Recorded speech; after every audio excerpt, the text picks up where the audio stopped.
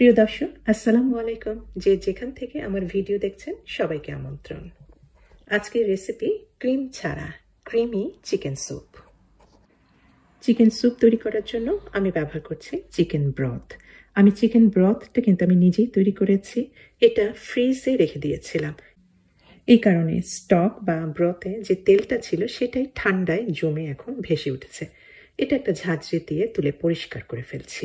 এখানে আর chicken broth তৈরির রেসিপিটা আমি ডিটেলসে দেখাচ্ছি না। আমার চ্যানেলে অন্যান্য স্যুপের রেসিপিতে গিয়েই কিন্তু আপনারা দেখে নিতে পারবেন কিভাবে বাসাতেই একেবারে রেস্টুরেন্ট স্টাইলে চিকেন স্টক তৈরি করে ফেলতে পারেন।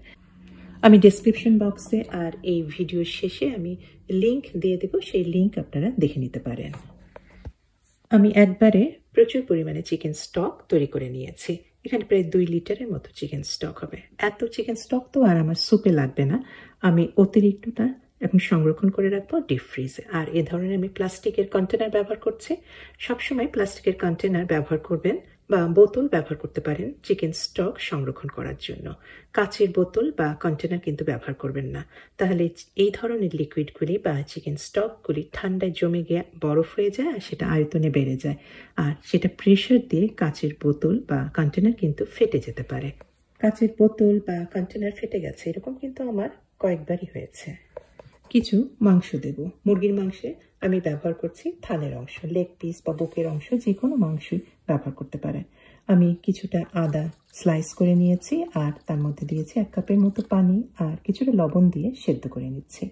আমি এই চিকেন স্যুপের ভেতরে কিছু মুরগির কলিজাও দিব, এটা অপশনাল, আপনারা দিতে পারেন নাও দিতে পারেন।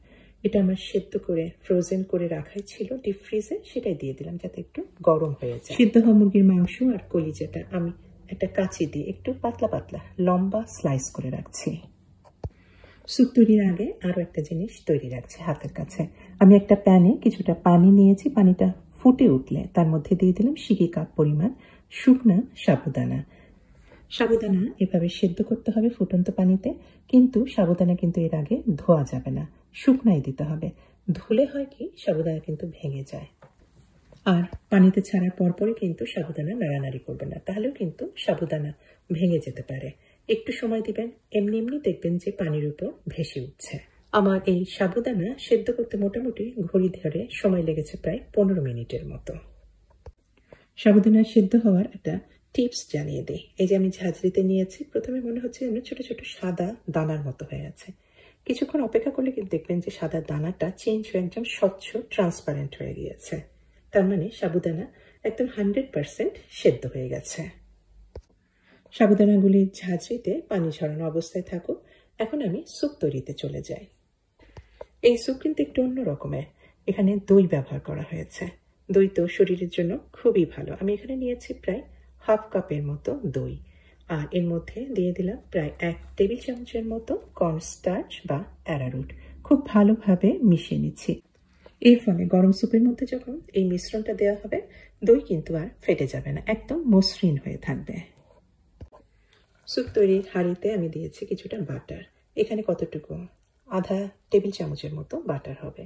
তার মধ্যে দিয়েছি কিছুটা পেঁয়াজ ছোট ছোট টুকরা করে নিয়েছি, কিছু দিয়েছি, 2টা দিয়েছি আমি রসুন কোয়া ছোট ছোট টুকরা করে, আর দিয়েছি 3টা কাঁচামরিচ। মিডিয়াম হিটে একটু নাড়াচাড়া করে নিয়েছি। হাই হিটে কিন্তু নাড়াচাড়া করবেন না, তাহলে মাখন কিন্তু আবার পুড়ে যেতে পারে।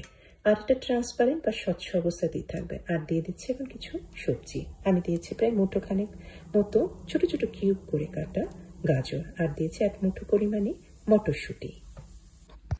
সামান্য কিছুটা নাড়াচাড়া করে দিয়ে দিলাম 1 টেবিল চামচ পরিমাণ ময়দা। কিছুক্ষণ নাড়াচাড়া করে ময়দাটা একটু কুকড বা রান্না করে নিয়ে দিয়ে দিচ্ছি চিকেন স্টক। এই চিকেন স্টকটা কিন্তু এখন একদম সম্পূর্ণ ঠান্ডা অবস্থায় আছে।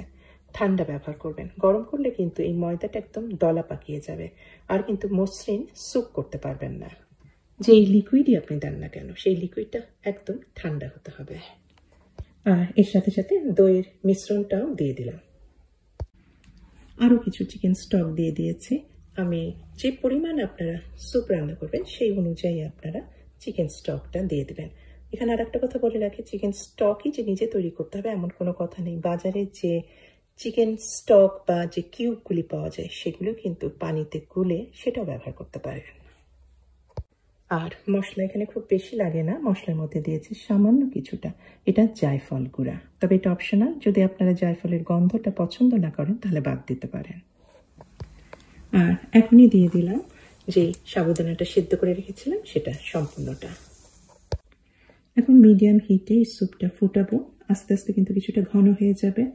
আর আমি আরেকটু ঘন করার জন্য আমি এখানে 1 টেবিল চামচের মতো কর্নস্টার্চ প্যারারুট দিয়ে সামান্য কিছুটা পানি দিয়ে গুলে নিয়ে সেটাও দিয়ে দিলাম স্যুপের ভেতরে।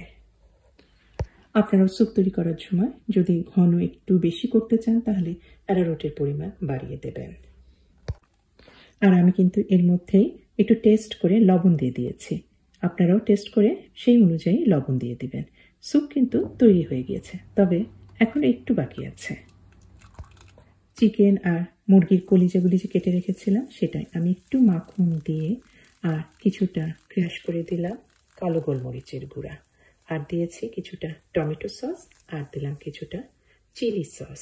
এটা একটু নাড়াচাড়া করে ভেজে নিচ্ছি, ঠিক ভাজা না, একটু নাড়াচাড়া করে সমস্ত মশলার সাথে মুরগির মাংস আর কলিজাটা ভালোভাবে মাখিয়ে নিচ্ছি। এখন সাজিয়ে পরিবেশন করছি স্যুপটা।